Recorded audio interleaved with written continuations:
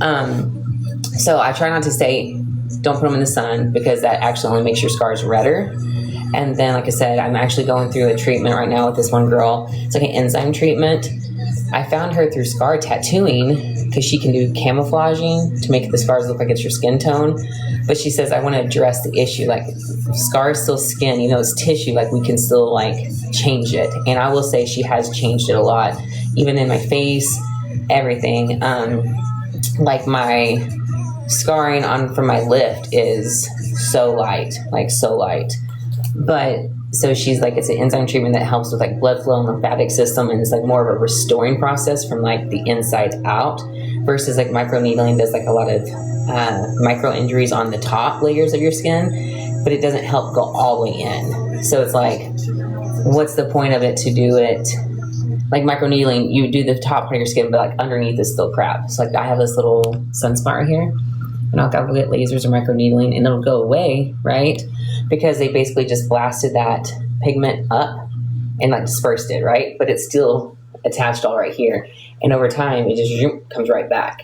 And the whole point with the enzyme treatment that I'm doing right now is more or less busting it up this way than to do this, if that makes sense. And so the same thing can happen with the scar. It brings out pigmentation. It helps with blood flow, regeneration, on a mitochondrial level, things like that.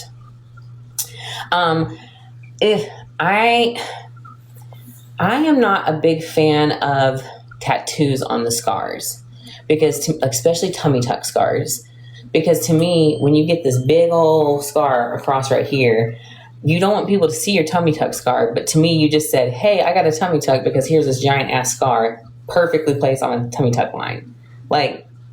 That's more noticeable than a scar that might have peeked out from your bikini, right? And so in regards to the arms, I would do maybe not now, since this is somewhat freshly done. I'd have to at least wait a year. But I might do skin camouflage tattoo, where they put the pigment in to match your skin tone, just to help disguise it some.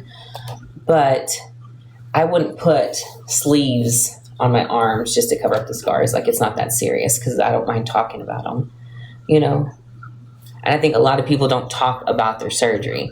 They'll sit here and say, no shade, Bonbon, right? Gracie Bonbon will claim all day long she didn't have any surgery. She just lost weight. But the internet never forgets. And I've followed Gracie Bonbon for years. She used to be a big girl, big girl naturally, right? She had weight loss surgery.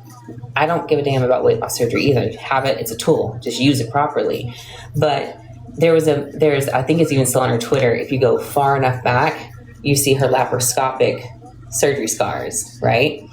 And then she got a tummy tuck done way back when, 2014, 15, somewhere in there. Because that's when her Zelda tattoos and all that stuff, she talked about it. She literally talked about it, right?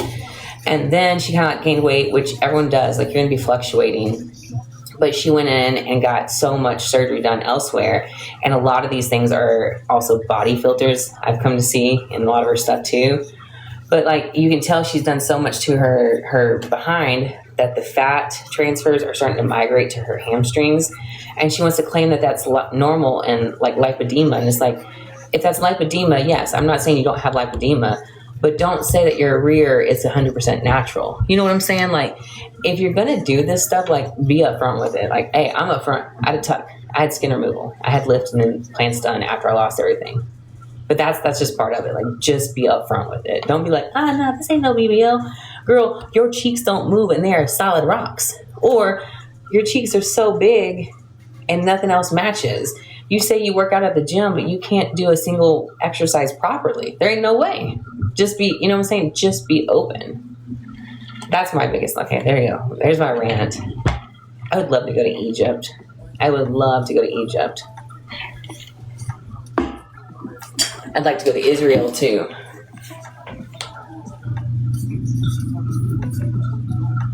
But yeah, anyways, there's that rant. The other thing is my ADD meds are crazy off. I actually have an appointment today for that, because they're not ADD-ing at all. And I can't stay focused. Low-key, Adderall makes me aggressive. So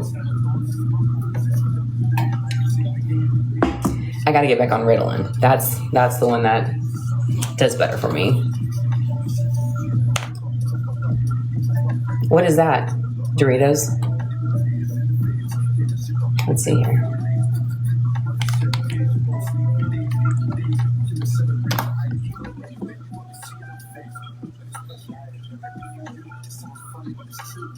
I've never heard of that. Do you get it through your doctor? So I've tried Vyvanse.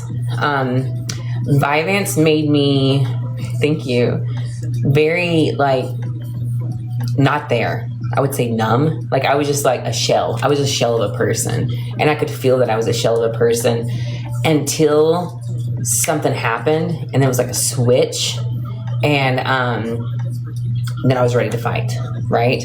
And then like Ritalin was working for me for a minute, but I think my dose needed to be actually increased, right? But I was tired of paying like $100 copay every month for it when Adderall was like $15. I'm cheap. Like I love nice things and love luxury, but I really don't want to pay for stuff if I don't have to. So I was like, if I can just get Adderall for $15, why am I paying for Ritalin for $100 and something a month, right? So I had brachioplasty. We just talked about that, skin removal on my arms. Was natural. I lost it. Then in 2020, I refilled it with a lift and implants. But anyways, so then I went to Adderall, and he was like, well, you're going to need this dosage, but we can't start you there. We got to titrate you up to get there. And I'm like, okay, that's fine. First month, 15, like, didn't really do nothing. I've been on 20 this past month, and like, I might be like up, but I'm not focused. I'm like almost like more scattered, but I've been so aggressive. Like, catch me on the wrong day every day, and I'm gonna bite your head off. And I'm not trying to beat that person, because that's not necessarily who I am. You know what I'm saying? But yeah, I'm ready to fucking fight is what it is. And I was like, I can't be doing this. So I don't have a BBL. Everything on my legs is natural.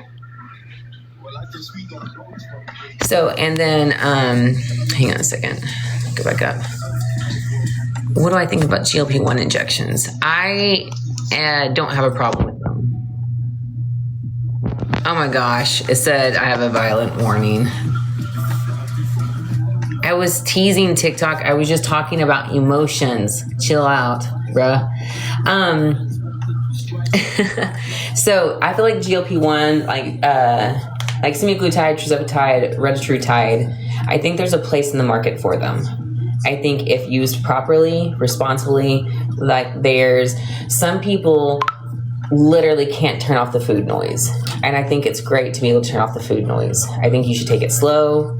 I think it's a tool. At the end of the day, you still have to you got to get your protein in. You got to still eat right.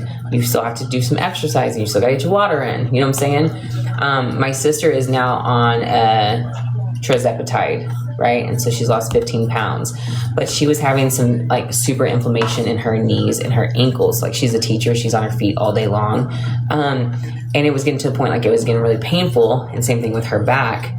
And then she's on like some medication for inflammation, but now that she's been on tirzepatide, which also helps with inflammation as a side effect kind of a thing, like with everything, she hasn't been having to take her prescription inflammation pill. Her knees aren't hurting, her ankles aren't hurting, and she's, like able to focus and not like emotionally eat, right? Because that's like me and her, like definitely trauma based kind of bullshit corn stuff.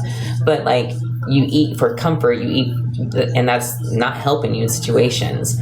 And so like literally you turn off the food noise, and then when you do eat, you're not eating everything. You're literally eating until you're full, and you're like, I'm done. So I think there's a place for it. I think people go up too high in their dosage. They don't eat at all. And that's where I think the stomach issues come in, the intestinal issues, the gaunt look on their face. You know what I'm saying? I just think it's different. So, and then like for her, you got to think about this too. Semaglutide can work, but if you are insulin resistant, you are not going to have any results with semaglutide. You're going to have to go to tirzepatide. And then this retatrutide, I've been hearing has some like other side effects of like people who are like really amped like it kind of like I guess an over anxiousness in a sense that it kind of helps mellow you a little bit. And I was like, huh, very interesting, because that's the whole reason. Like, I didn't realize I was ADHD. I realized I have anxiety like crazy. I'm a performer, a perfectionist, a person like that. So I just thought, like, I've been on anxiety medicine, I've been on like depression medicine, like I've been on all that kind of stuff, and it never worked. Well, I didn't realize that my doctor now is like, for women, ADHD shows up differently. A lot of times it's anxiety versus like actual true anxiety. And so when I first got on the medicine, like the 40 voices that are in my head saying, do this, do this, do this, is like all the things that I got to do to be great or to prove my worth or whatever, you know what I'm saying? They were like silenced, and I was able just to focus on a task, if that makes any sense. And I was like, whoa, like that was probably like the first time I could say that the voices in my head were quiet, you know, and it was nice because like you could just focus.